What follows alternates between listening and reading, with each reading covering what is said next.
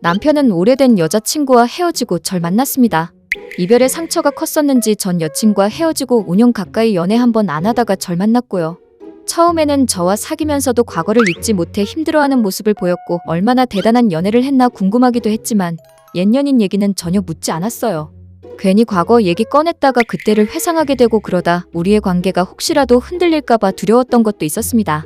남편은 절 만나고 점점 변했습니다.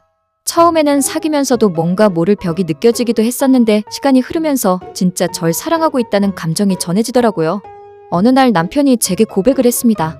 그간 사귀면서 자신의 과거와 옛 추억에 갇혀서 제 마음고생을 시킨 게 미안했다고 이제는 저와 미래를 꿈꾸고 싶다며 청혼했습니다. 그렇게 우리는 결혼했고 이제 결혼 2년 차입니다. 시부모님은 지방에 살고 계시고 저희 사는 것에 크게 간섭이 없으십니다. 둘이 잘 살라 하시는 분들이라 명절이나 생신, 서너 달에 한 번씩 주말에 찾아뵙는 정도입니다. 근데 남편은 따로 한 달에 한 번 꼭 부모님을 뵈러 지방에 갑니다. 제가 같이 갈까 하면 피곤한데 뭐하러 같이 가냐고 다음에 같이 가면 된다고 혼자 가요. 부모님도 별 말씀 없으시고 본인이 혼자 다녀오는 게 편하다고 하니 그냥 남편 하고 싶은 대로 하게 했습니다. 혼자 지방에 내려갈 때는 부모님 드실 만한 과일이나 간식 같은 거 뭐라도 사서 들려보냈고요. 토요일에 갔다 일요일에 올라오곤 했는데 그럴 때마다 부모님께서 뭐하러 이런 걸 사보냈냐고 잘 먹겠다는 연락은 꼭 주셨어요. 저도 같이 가야 하는데 혼자 다녀온다고 해서 그러라고 했다고 하면 어머님은 멀기도 한 지방에 잠깐 왔다 가는 거 시간 버리는 거라고 남편한테도 매달 오지 말라고 얘기하라 그러셨습니다. 남편한테 말하면 본인이 좋아서 가는 거라고 알아서 한다고 신경 쓰지 말라고 했고요. 그러던 어느 날 저와 친했던 대학 동기가 결혼 날짜를 잡았다며 밥을 산다고 회사에 왔어요.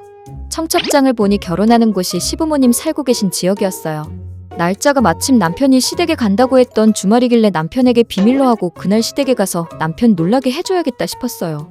친구 결혼식 당일 남편은 아무것도 모른 채 시댁으로 먼저 출발했고 전 대학 친구 차를 타고 시댁 지역으로 갔고요. 예식이 끝나고 남편에게 전화했습니다. 남편은 지금 부모님과 식사 중이라고 하더라고요. 그래서 시댁으로 갔는데 남편은 시댁에 없었고 오히려 부모님이 절 보고 놀라셨습니다. 남편 방금 갔다면서요. 어머님이 한 달에 한 번 토요일 오전에 와서 점심때쯤 올라갔다고 하더라고요. 그래서 먼 길을 잠깐 왔다 가는 걸 힘들게 왜 오느냐고 하셨던 거고요. 당황해하고 있는 순간 남편 카드 사용 문자 알람이 왔습니다. 시댁과 별로 멀지 않은 곳 갈빗집이었고요. 시부모님 뵈러 간다고 할 때마다 종종 결제됐던 식당이었습니다.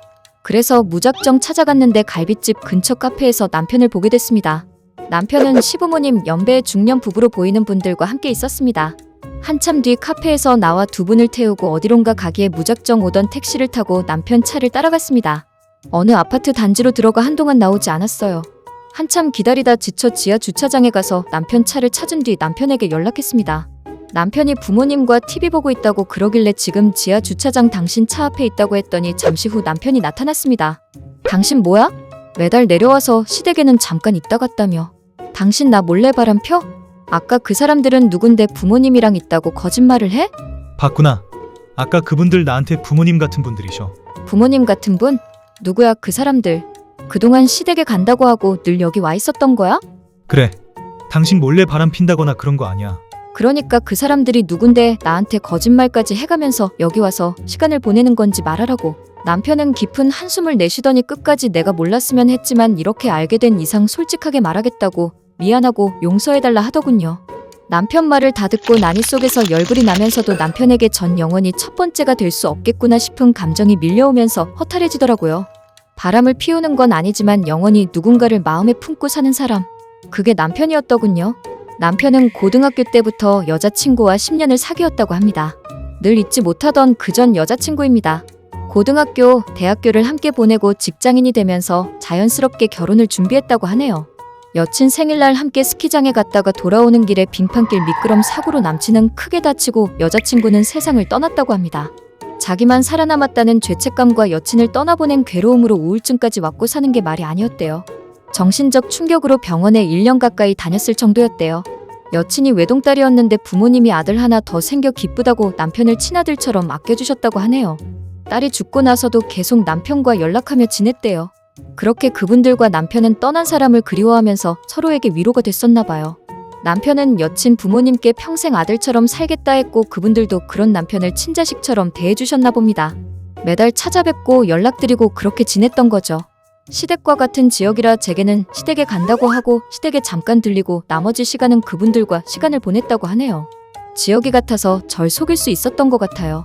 제가 물었습니다. 내가 싫다고 하면 여기 안 올 거냐고. 남편은 그렇게는 못할 것 같답니다.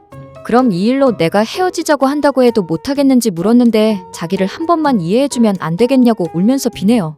어쩜 제게 이런 말도 안 되는 일이 생겼는지 살아있지도 않은 남편 과거의 사람 때문에 상처받고 평생을 괴롭게 사느니 여기서 그만하자 남편과 갈라서겠다고 마음을 먹었다가도 막상 이혼 앞에서 흔들리는 제 모습을 보니 아직도 남편을 많이 사랑하고 있는 것 같습니다. 머리로는 이혼이라고 생각하는데 마음은 아직 남편에게 있는 제 처지가 참 서글픕니다.